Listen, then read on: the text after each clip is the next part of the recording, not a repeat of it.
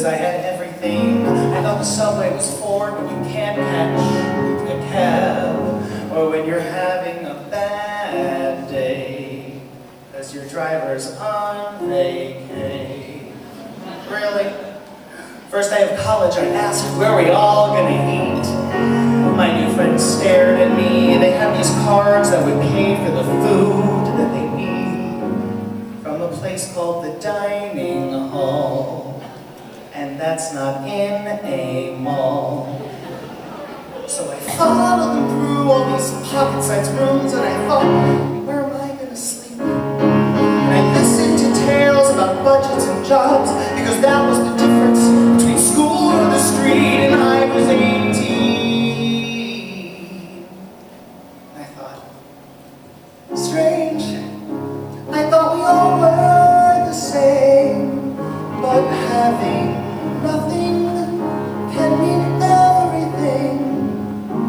I felt guilty and sorry and so out of place, because I never saw what was in front of my face. I had everything, but saw nothing.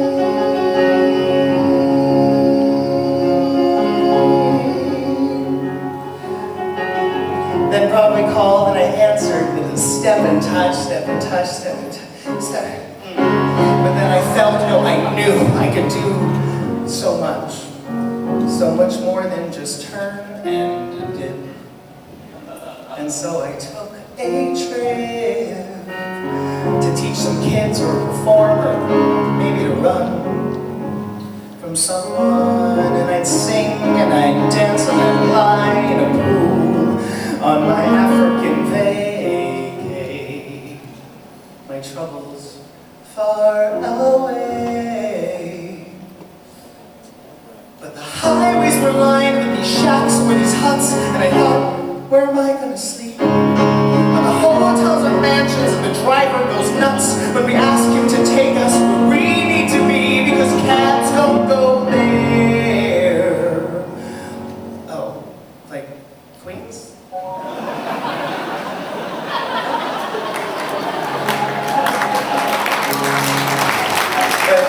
The reality of it is actually nobody went there unless you were forced to live there. But we did.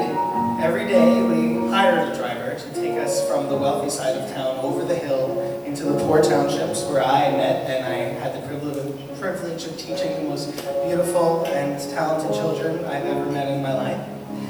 And I'll never forget, every day Satemba would take a little bit of the lunch that we gave her, chicken, and wrap it up and stick it in her shirt and bring it home to share with her family every day. And it changed my life.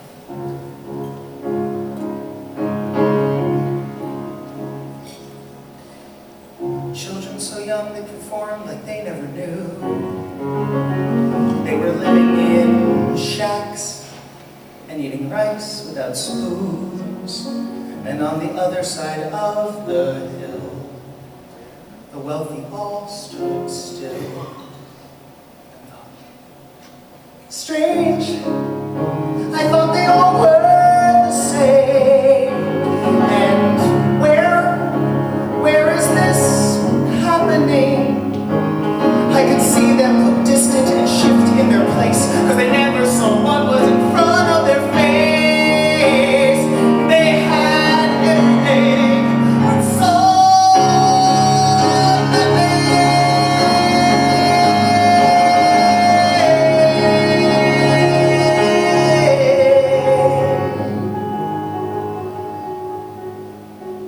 So now I give and I get a lot more than I pay on vacation.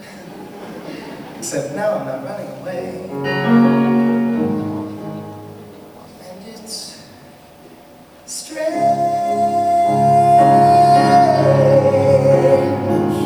to know something. I'm not perfect, I'm proud of and always will be, but I want to be proud of who's able to see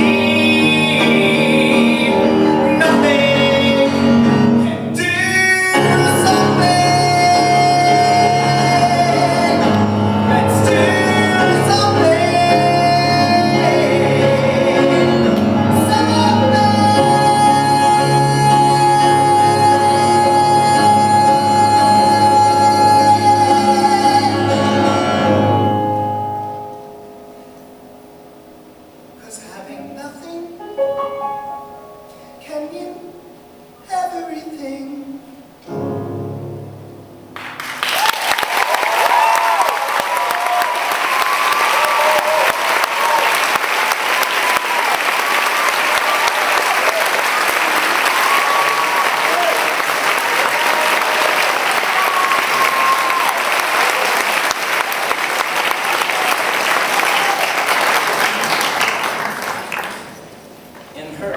sixth grader Carabo responded to the question, what do you want to be when you grow up?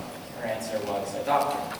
She writes, I will build hospitals that are free for people who cannot afford private hospitals. I want to be like the Lady of the Lamp and be the first woman who has her own hospitals. At first, the songwriters Jeff Thompson and Jordan Mann didn't know who the Lady of the Lamp was, but soon after discovered that she was referring to Florence Nightingale, the pioneer of modern nursing. Turns out they learned something from Carabo. There's Julie Murney to sing Nightingale.